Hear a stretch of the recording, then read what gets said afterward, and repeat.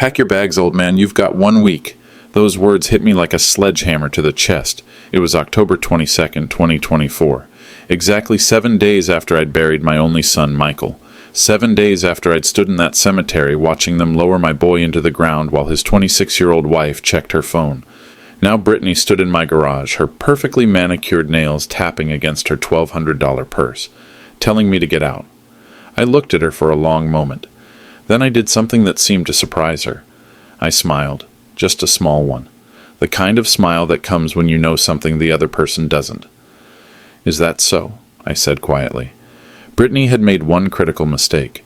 She had no idea who she was really talking to. "Let me back up and tell you how we got here. You need to understand what the last 3 years have been like, what it's like to be treated as a burden in your own home. When Michael married Brittany in 2021, I thought I was gaining a daughter. Boy, was I wrong. From day one, she made it clear that I didn't fit into her vision of the perfect life. See, Brittany came from money. Her daddy owned 3 car dealerships in Columbus. She drove a leased BMW X3, got her nails done every 2 weeks for $380, and bought purses that cost more than most people's rent. She was used to a certain lifestyle. And then there was me, Bill Davis, 62 years old, wearing $12 flannel shirts from Walmart and driving a 2008 Ford F-150 with 286,000 miles on it. To her, I looked like exactly what I appeared to be. A broke old handyman living in his son's garage. That's where she put me, by the way, in the garage.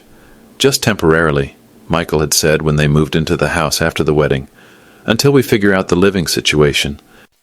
3 years later, I was still sleeping on a fold-out cot next to my tool bench. The signs were always there. When Brittany's yoga friends came over, she'd ask me to maybe find something to do outside, until they left. When they had dinner parties, I'd eat alone in the garage while they entertained in the main house. "He's just going through a rough patch," I'd hear Michael tell people. "Dad's not really good with modern money management." If only they knew. The worst part wasn't the sleeping arrangements or eating alone. It was the way she talked about me, like I wasn't even there, like I was some piece of furniture that came with the house. "I don't understand why he can't just get his own place," she'd tell Michael, not bothering to lower her voice when I was 20 feet away fixing their leaking faucet. "My friends are embarrassed to come over with him around." Michael would defend me, but weakly. "He's my father, Britt. He's going through a hard time." "Hard time?" She'd laugh that sharp little laugh of hers. "Tom, he's been here 3 years. At some point it stops being a hard time and starts being a lifestyle choice." But here's what really got me. The little comments, the assumptions. When they got a property tax bill for $8,300, Brittany stared at it like it was written in Chinese. "God, who has this kind of money just lying around?" she said. "We'll have to put it on the credit card." I was right there when she said it. And I didn't say a word. When their water heater died and the replacement cost $4,700, she actually turned to me and said, "I don't suppose you know anyone who does payment plans? We're not exactly swimming in cash here." I fixed that water heater myself. Took me 2 days. Saved them the entire $4,700. Did she thank me? She told Michael it was nice that he's finally contributing something useful. But the neighbors had been watching, and they knew things about me that Brittany never bothered to learn. Mrs. Chen from next door would wave to me every morning when I left for my walks. What she saw was me checking on the rental property 2 streets over, the one I'd owned for 15 years. Tom Bradley, the HOA president, always asked how business was going. He meant Davis Construction LLC, the company I'd built from nothing 35 years ago. Even Sarah Mills from the city council would nod respectfully when she saw me at the hardware store. She knew exactly who had built half the houses in this subdivision. But Brittany? She saw an old man in work clothes who didn't understand modern money. The breaking point came 3 weeks before Michael died. Brittany was hosting some fancy dinner for her book club friends. Women who carried purses worth more than my truck and talked about their investment portfolios like they were reading from a script. I was in the garage trying to stay out of the way when I heard one of them ask, "So what's the situation with the man in the garage?" "Oh, that's Michael's father," Brittany said. "He's been going through some financial difficulties. We're letting him stay here temporarily while he gets back on his feet." "How generous of you," the woman replied. "It must be hard having someone who doesn't understand your lifestyle around all the time." "You have no idea," Brittany laughed. "Last week he asked if we really needed to spend $60 on olive oil. $60. Like he just doesn't understand that quality costs money." "That $60 olive oil? I could have bought their entire grocery budget for a month with what I had in my checking account." But they didn't know that. Nobody knew that except my lawyer, James Anderson. And after Michael's funeral, when Brittany delivered her ultimatum, I realized it was time for that to change. The phone call came the next morning, October 23rd, 8:47 a.m. I was drinking coffee from my thermos, sitting on my cot in the garage when my phone rang. "Bill, it's Brittany." Her voice had that fake sweet tone she used when she wanted something. "I hope you had time to think about what we discussed yesterday." "I did," I said. "Good, because I've been thinking too, and I really think this is what's best for everyone. I need space to grieve properly, and having you here is just—" She paused, searching for the right words. "It's a constant reminder of everything we've lost." I didn't say anything. Sometimes the best response is silence. "I mean, you have to understand my position here," she continued. "I'm 26 years old. I just lost my husband. I can't be responsible for taking care of his father, too. It's not fair to me." "I see. And honestly, I think it would be good for you to be around people your own age. There are some really nice senior communities around here, places where you'd fit in better." "Senior communities." "Yes, places where you wouldn't have to worry about keeping up with a modern lifestyle, where people understand, simpler living situations." That's when she said it, the thing that sealed her fate. "Look, Bill, I'm trying to be kind here, but let's be realistic. You've been living in our garage for 3 years. You eat our food, use our utilities, and frankly, you don't contribute anything meaningful to the household expenses. My friends are starting to ask questions. Our garage, our food, our utilities." "What kind of questions?" I asked. "Well, yesterday at book club, Jennifer asked if we were running some kind of charity case. She said it was embarrassing for someone in my social circle to have a dependent like that visible to guests." I took a slow sip of my coffee. A dependent. I'm not trying to be mean, but you have to see how this looks from the outside. Here I am, trying to maintain a certain standard of living, and there's this older man in work clothes living in my garage like some kind of... She stopped herself, but I knew what she was going to say. "Like some kind of what, Brittany?" "Like someone who doesn't understand how money works in the real world. Someone who's never had to manage a modern lifestyle." Another pause. "My therapist says I need to establish healthy boundaries, and having you here, dependent on me financially, isn't healthy for either of us." Dependent on her financially. That was rich. "I see," I said again. "So I've found some places. There's a really nice subsidized housing complex about 20 minutes from here, and there are programs for people in your situation. People who need help getting back on their feet." My situation. "Right. And I want you to know, I'm not just throwing you out with nothing. I've talked to some people, and there are resources. Food assistance, housing vouchers, that kind of thing." "Food assistance, housing vouchers." "That's very thoughtful," I said. "I knew you'd understand. You're a reasonable person. And who knows? Maybe this will be exactly what you need to become more independent." More independent. "There's just one more thing," she continued. "I know this might sound harsh, but I need you to understand that once you move out, I can't have you just dropping by whenever you want. I need my space, my privacy. I can't have people seeing that I'm still supporting you after you leave." Supporting me. "Well, yes, I mean, emotionally supporting you. People might get the wrong idea. They might think I'm enabling, this kind of lifestyle. This kind of lifestyle. So what you're saying is, after I move out, I shouldn't come around." "Exactly. I knew you'd get it. We can maybe do lunch once a month or something, somewhere private. But I can't have my neighbors and friends thinking that I'm responsible for your housing situation long term." I stood up and walked to the window, looked out at the driveway, at her BMW X3, the one with the lease payment she was 3 weeks behind on. "Brittany," I said quietly, "can I ask you something?" "Of course." "Do you know who pays the property taxes on this house?" There was a pause. "Well, Michael did. Now I guess I do." And the homeowner's insurance? Same thing. Why? Just curious. And the mortgage payment? Bill, I don't really think my financial details are appropriate to discuss right now. The important thing is that I can manage my own expenses. I just can't manage yours too. Of course, I said. One more question. Okay. Do you happen to know whose name is on the deed to this house? Another pause, longer this time. Michael's, obviously. Well, mine now, I guess. I mean, we were married. It's community property or whatever. Community property, I repeated. Look, Bill, I don't know why we're talking about legal stuff. The point is, this is my house now, and I need my space to heal. Her house. I understand, I said. You know what, Brittany? You're absolutely right. This conversation has been very educational. Oh, good. I was worried you might be upset, but I should have known you'd be reasonable about this. Very reasonable, I agreed. In fact, I think I should make some phone calls today. Get some things sorted out. Perfect. And Bill, thank you for understanding. This is really what's best for everyone. After she hung up, I sat there for a long moment, staring at my phone. Then I opened my contacts and scrolled down to a number I hadn't called in 6 months. James Anderson, attorney at law. It was time to make some very interesting phone calls. I met James at his office on October 24th, same office where I'd been going for legal advice for 35 years. Same leather chairs, same oak desk, same family photos on the wall. But today felt different. James Anderson had been my attorney since 1989.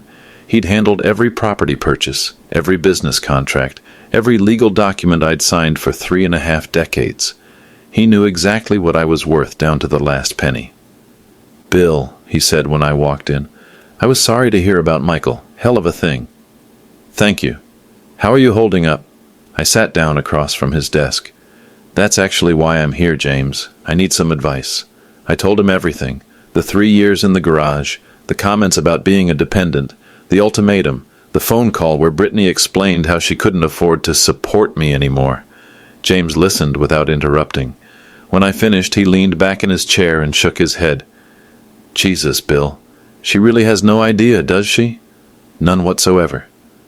And Michael never told her? Apparently not. James opened a file cabinet and pulled out a thick manila folder, the one with my name on it, the one that contained 35 years of financial documentation.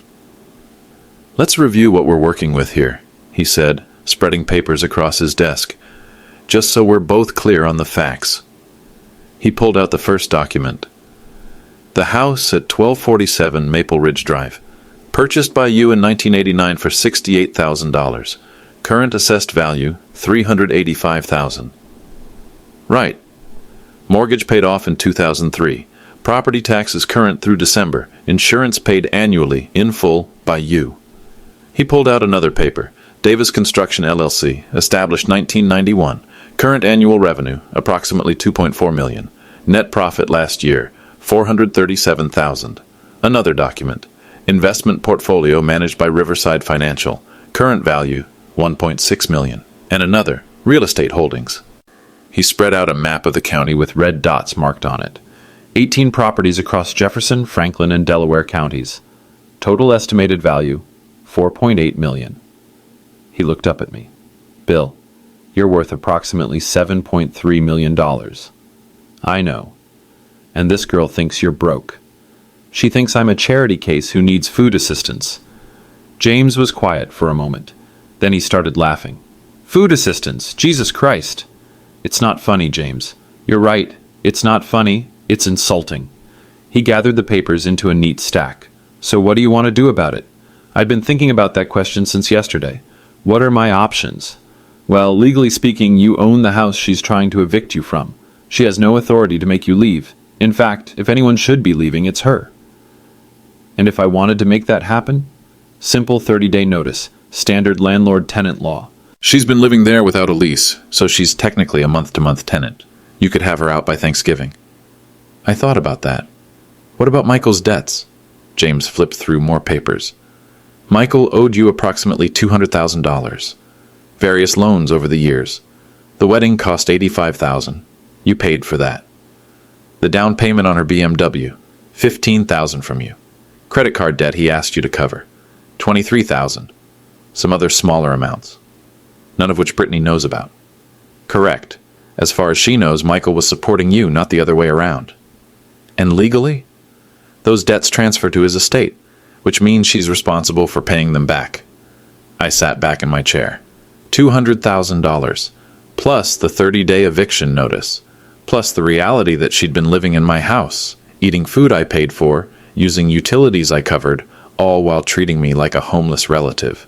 James, I said slowly, what would happen if someone were to publicly reveal the actual ownership of that house? You mean if someone found out you've been the legal owner for 35 years?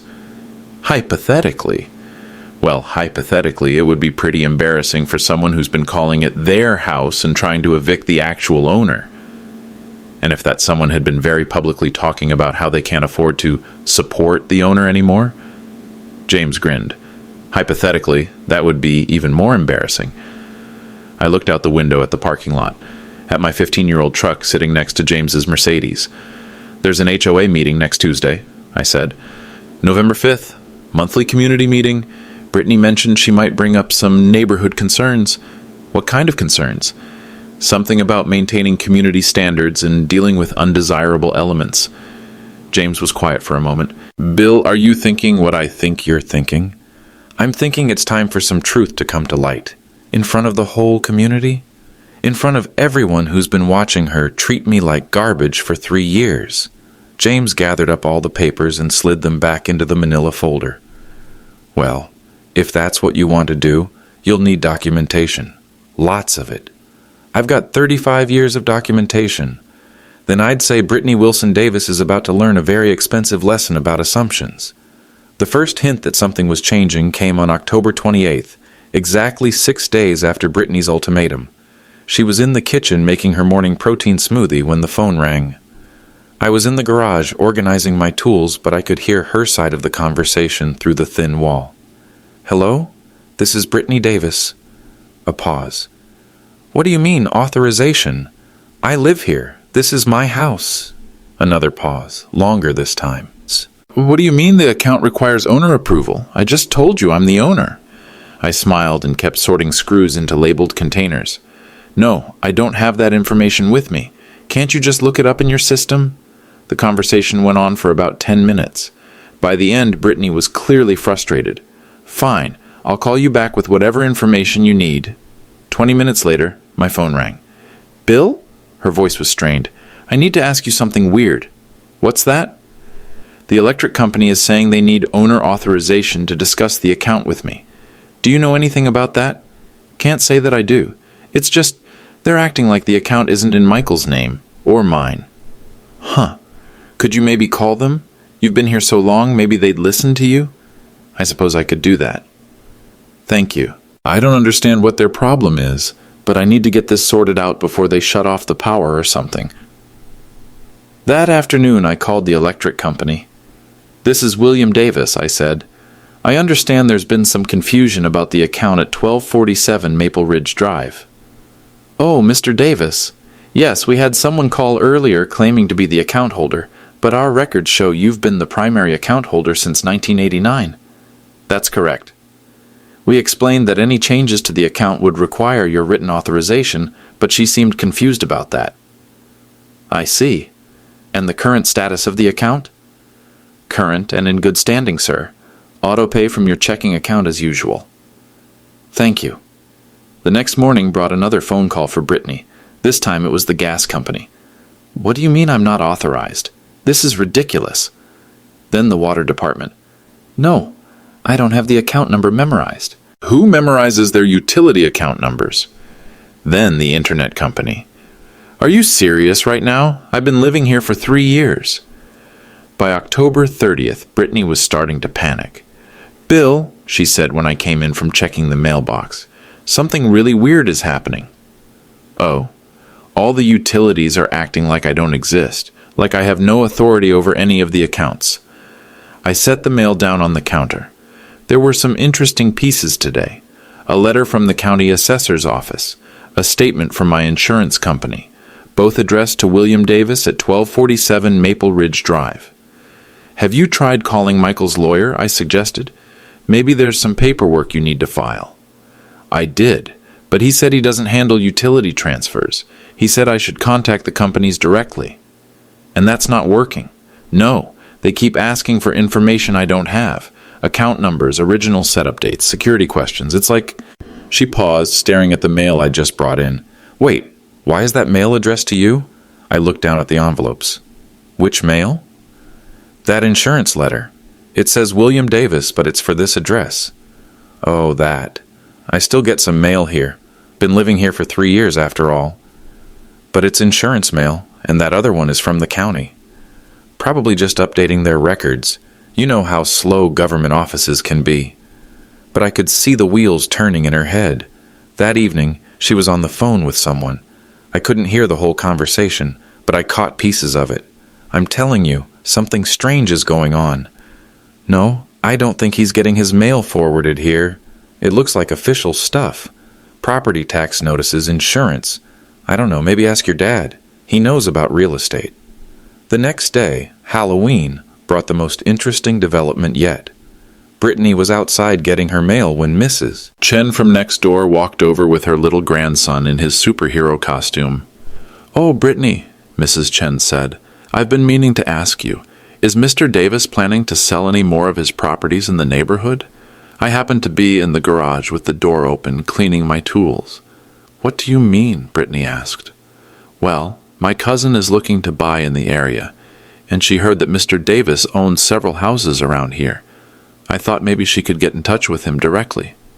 "I think you might be confused," Brittany said slowly.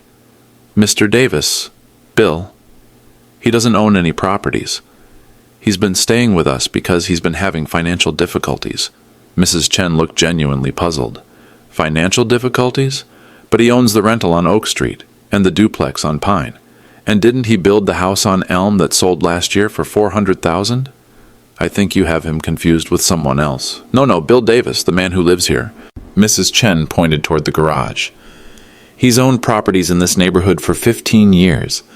My husband always says hello to him when he's checking on his rentals." Brittany stood there holding her mail, staring at Mrs. Chen like she'd spoken in a foreign language.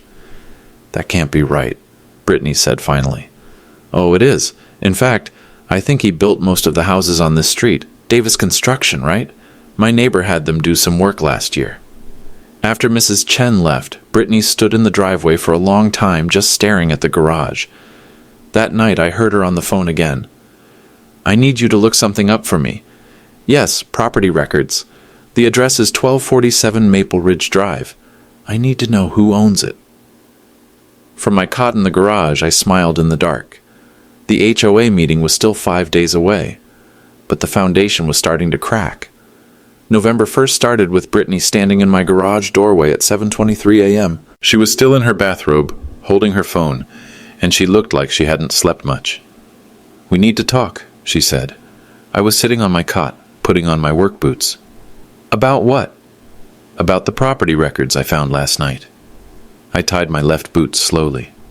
"Property records?" "Don't play dumb with me, Bill. I looked up the deed to this house." "Did you now?" "Your name is on it." I started tying my right boot. "Is that so? It says you bought this house in 1989, that you're the legal owner." "Huh?" She stepped into the garage, getting closer. "I want to know what's going on, right now." I stood up and grabbed my thermos of coffee from the workbench. "What do you think is going on?" "I think Michael lied to me. I think you've been lying to me. I think this whole poor old man act is bullshit." "That's quite an accusation. Is it true?" I took a sip of coffee. "Is what true? Do you own this house?" "I own a lot of things." "That's not an answer." "It's the only answer you're getting right now." She was getting louder. Loud enough that Tom Bradley, who was getting his newspaper across the street, looked up at us. "You can't just evict me," she said. "I have rights." "Do you?" "I was married to your son. This was our home." "Was it?" By now, Mrs. Chen had come out to water her plants, and Sarah Mills was walking her dog. Both of them were clearly listening. "Stop answering my questions with questions," Brittany snapped. "I want to know what's happening here." "What's happening," I said calmly, "is that you've been making assumptions, and you know what they say about assumptions." "What assumptions?" "You assumed I was broke. You assumed I was dependent on you. You assumed this was your house. Michael told me. Michael told you what you wanted to hear, just like he always did. Tom Bradley had crossed the street and was standing at the end of our driveway now. Everything okay over here? Everything's fine, I said. No, it's not fine. Brittany turned to Tom. This man has been lying to me for 3 years. Tom looked confused. Lying about what? About who owns this house? About his financial situation? About everything? Tom looked at me, then back at Brittany. Ma'am, I'm not sure what you mean. Mr. Davis has owned this house since before I moved to the neighborhood. See? Brittany pointed at Tom like he'd just proved her point. He owns it. He's been pretending to be poor while I've been supporting him. Supporting him? Tom laughed. Ma'am, with all due respect, Mr. Davis built half the houses in this subdivision, including mine. Mrs. Chen walked over, still holding her watering can. Is there a problem? Yes, there's a problem. Brittany was practically shouting now. Everyone has been lying to me. About what, dear? Mrs. Chen asked gently. About him. She pointed at me. About who he is, about what he owns. I've been trying to take care of him, and it turns out he's been playing some kind of game. Sarah Mills had stopped walking her dog and was openly staring now. Taking care of him? Mrs. Chen looked genuinely confused. Honey, Mr. Davis doesn't need anyone to take care of him. He's one of the most successful contractors in the county. That's impossible. No, it's true, Tom said. Davis Construction built my house, the Johnson's house, most of the houses on Pine Street. Bill's been in business for decades. Brittany turned to me, her face red. Is that true? I've never lied to you, I said quietly. Not once. But you let me think. I let you think what you wanted to think. There's a difference. So when I said I couldn't afford to support you, I was being supported by someone who owns a $7 million business empire. The silence that followed was deafening. Finally, Tom cleared his throat. Well, this is awkward. You made me look like an idiot, Brittany whispered. No, I said, setting down my thermos. You did that all by yourself. I walked past her toward my truck. I've got some errands to run. We'll finish this conversation later. As I drove away, I could see her in my rearview mirror, standing in the driveway, surrounded by neighbors who were all looking at her like she'd lost her mind. The HOA meeting was 4 days away. Things were about to get very interesting. By November 2nd, Brittany had regrouped, and she was fighting back. It started with a Facebook post at 11:47 a.m. Sometimes you discover that people aren't who they pretend to be, when someone has been deliberately deceiving you for years about their true financial situation, while letting you struggle to support them. It says everything about their character. Elderly manipulation is real, and it's disgusting. #elderly abuse #manipulation #truth. The post had 3 crying face emojis and was shared to the Maple Ridge community group, which had about 400 members. I found out about it when Tom Bradley called me. Bill, you might want to check Facebook. Your daughter-in-law is making some interesting claims. I don't do social media, but Tom read me the post over the phone. Then he read me some of the comments.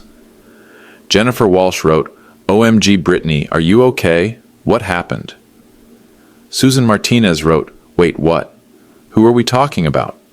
And then Brittany responded, I can't say much for legal reasons, but let's just say I've been financially supporting someone who has been lying about needing help for 3 years. I see. But then, Tom continued, things got interesting. Margaret Johnson commented, are you talking about Bill Davis? Because he built my kitchen extension last year. Pretty sure he doesn't need financial support. I had to smile at that. And then Dave Wilson wrote, Bill Davis, the contractor? Lady, he probably makes more in a month than most of us make in a year. And what did Brittany say to that? She doubled down. She wrote, you don't know the full story. Some people are very good at hiding their true situation when it benefits them. That afternoon, Brittany posted again, Update. For those asking, yes, I'm talking about my father-in-law. And before people start defending him, ask yourselves why a 62-year-old man would let his son's widow believe she was financially responsible for him if he had other options. That's not poverty. That's manipulation. #gaslighting #financial abuse. This post got more attention and more comments. Tom called again around dinner time. It's getting ugly on there, Bill. What kind of ugly? Well, People are picking sides, but I don't think it's going the way she expected. How do you mean? Linda Foster wrote, I've known Bill Davis for 20 years. He's the most honest man in this community. If there's been some kind of misunderstanding, I guarantee it's not his fault.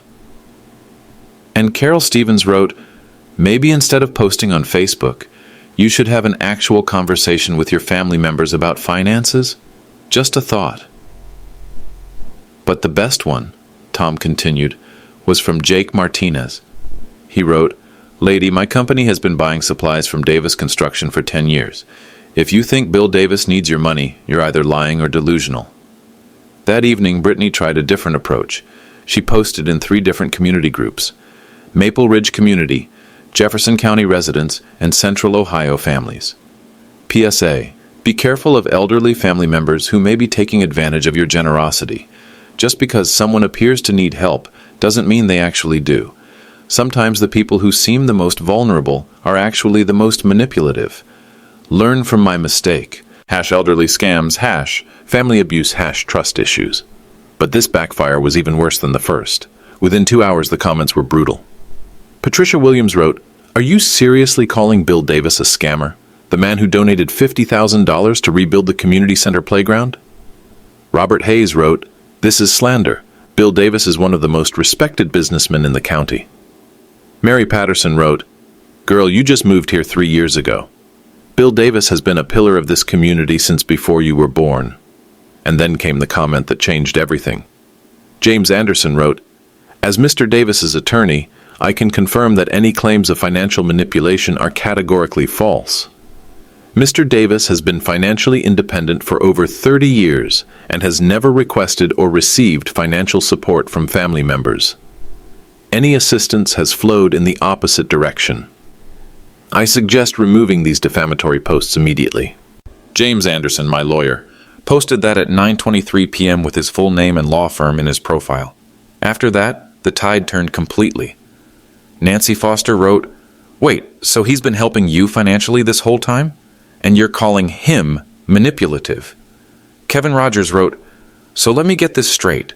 Your father-in-law has been quietly helping you for 3 years, and now you're publicly attacking him for not bragging about his money? Classy.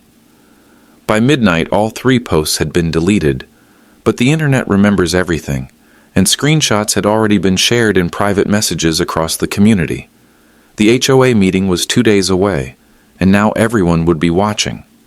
November 3rd and 4th were the longest 48 hours of my life. Not because I was nervous about what was coming, but because I was finally, methodically, going through 35 years of documentation. I spread everything out on the workbench in my garage: tax returns, property deeds, business licenses, bank statements, insurance policies, construction contracts, every piece of paper that told the story of who I really was. Let me walk you through what I found. The house at 1247 Maple Ridge Drive, purchased for $68,400 on March 15, 1989. Mortgage of $54,700 paid off in full on August 3, 2003. Property taxes paid annually by me totaling $137,400 over 35 years. Homeowners insurance paid by me totaling $93,200 over the same period. Utilities, electric, gas, water, sewer, trash, all in my name, all paid by me. Total over 35 years, $89,600. Davis Construction, LLC, established April 12, 1991. Gross revenue since inception, $47,300,000.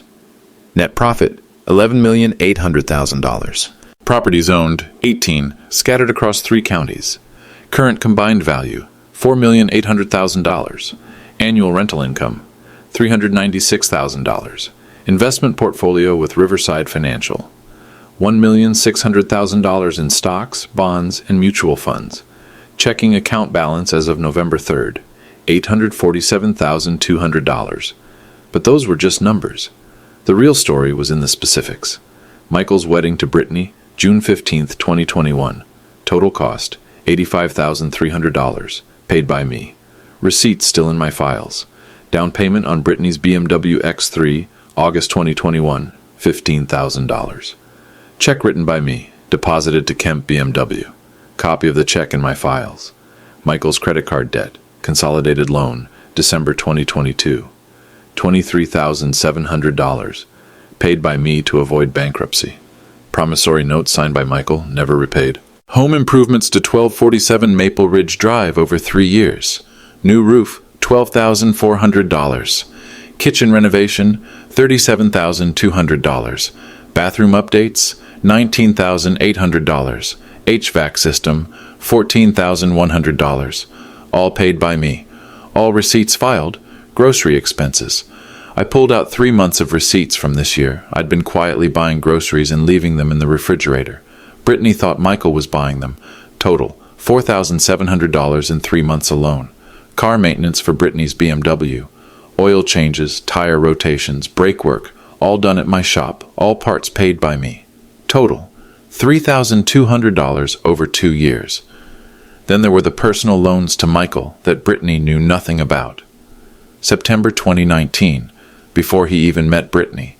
$20,000 for Michael's business venture that failed within 6 months. March 2020, $35,000 when Michael lost his job during the pandemic.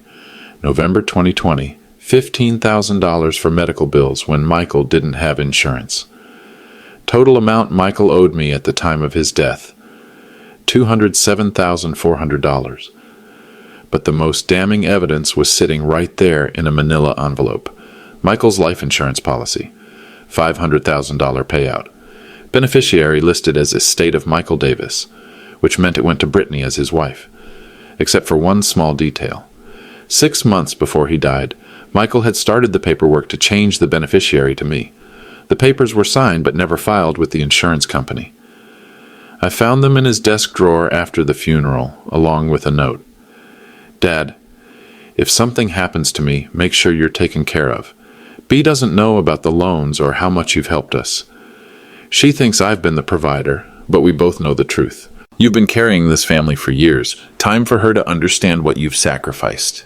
The note was dated April 15th, 2024, 6 months before he died. I sat in that garage for 2 hours just staring at those papers, at 35 years of careful financial records, at the mathematical proof of exactly who had been supporting whom. Brittany thought she'd been financially responsible for me. The numbers told a different story. I'd spent $347,000 supporting her lifestyle over 3 years. She'd spent $0 supporting mine. I owned $7.3 million in assets. She owned a lease agreement on a car she was behind on payments for.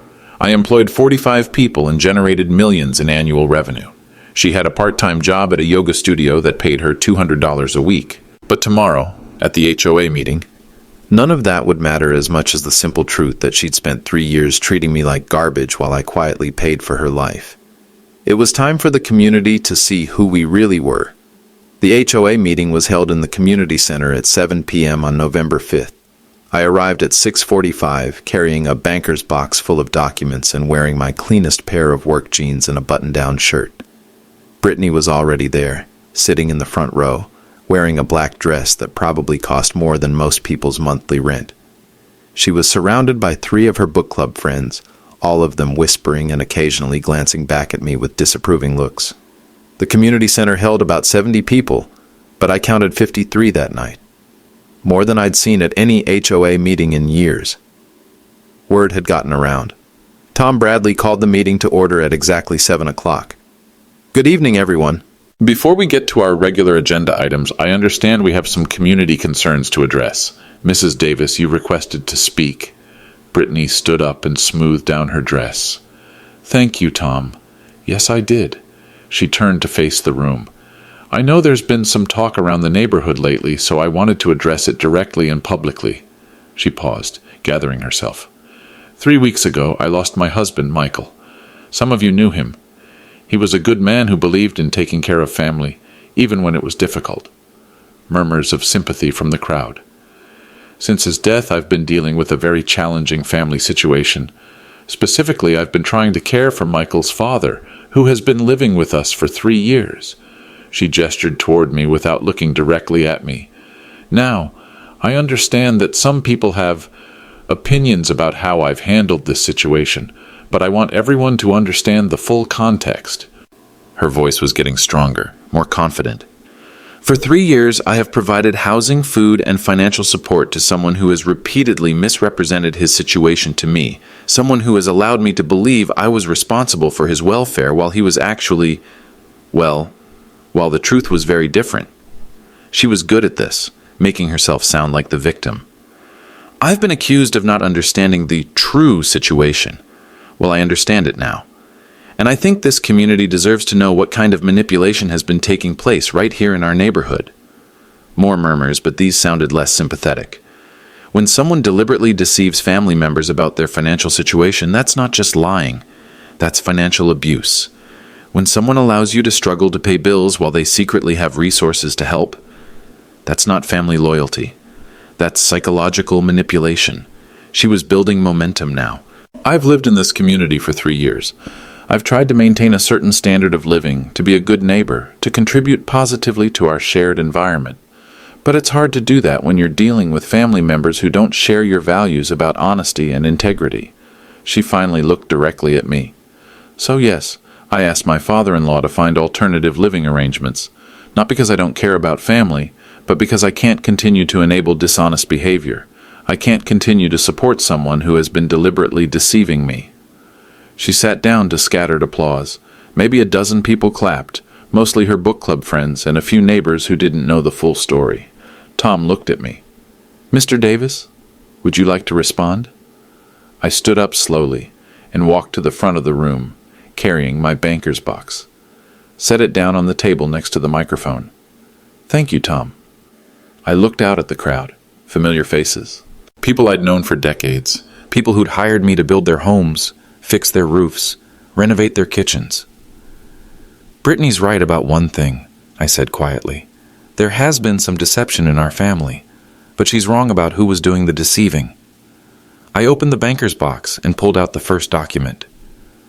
"This is the deed to the house at 1247 Maple Ridge Drive, purchased by me on March 15th, 1989 for $68,400. Mortgage paid off by me in 2003. Property taxes paid by me every year since 1989. I held up the deed so everyone could see it. Brittany, you said you've been providing housing for me, but I've been providing housing for you. For 3 years, you've been living in my house." I pulled out another document. "These are utility bills. Electric, gas, water, sewer, trash, all in my name, all paid by me, for 35 years. I looked directly at Brittany. "You said you've been struggling to pay bills while I had secret resources, but I've been paying your bills, all of them." Another document. "This is a receipt from June 15th, 2021, $85,300, the cost of your wedding to my son, paid by me." Gasps from the audience. "This is a check for $15,000. The down payment on your BMW X3, written by me, deposited to Kemp BMW. This is a consolidated loan statement for $23,700, your husband's credit card debt, paid by me to keep him out of bankruptcy." I was pulling out documents faster now, holding them up one by one. Home improvements, roof, kitchen, bathrooms, HVAC, $83,500, all paid by me. Grocery receipts, $4,700 in 3 months, paid by me. Car maintenance for your BMW, $3,200, paid by me. The room was completely silent now. "You said I allowed you to struggle financially while I had secret resources, but the truth is, I've spent $347,000 supporting your lifestyle over the past 3 years. I pulled out my bank statements. My checking account balance as of yesterday, $847,200. More gasps. My investment portfolio, $1.6 million. Real estate holdings, 18 properties. Current value, $4.8 million. Davis Construction, LLC, $47 million in gross revenue since 1991. $11.8 million in net profit." The silence was deafening. "Total net worth, approximately $7.3 million. I looked at Brittany, who was staring at me with her mouth open. "You said I've been manipulating you. You said I've been deceiving you about my financial situation. You're right. I was deceiving you." I paused. I was pretending to be much poorer than I actually am. "And do you know why?" I walked closer to where she was sitting. "Because my son asked me to. Because he was embarrassed that he couldn't provide for you the way he wanted to. because he borrowed $200,000 from me over the years and didn't want you to know. I pulled out the promissory notes. Here's the documentation. Every loan, every payment I made on his behalf, every time I quietly covered expenses so he could look like he was taking care of his family. I held up Michael's note. And here's what my son wrote 6 months before he died. He wanted to make sure I was protected. He knew you didn't understand the real situation. He knew that if something happened to him, you might not treat me with the respect that someone who'd been financially supporting your family for 3 years deserved. Brittany stood up suddenly. You're making this up. Michael never told you because he loved you. He wanted you to think he was providing for you, so I let him take credit for everything I was paying for. I turned back to the crowd. For 3 years, I've been quietly supporting this young woman and my son. I've paid their mortgage, their utilities, their car payments, their credit card bills, their medical expenses, and their grocery bills. I've fixed everything that broke in their house. I've maintained their property. I've employed 45 people in this community and contributed millions of dollars to the local economy. My voice was getting stronger. And in return, I've been told I'm an embarrassment.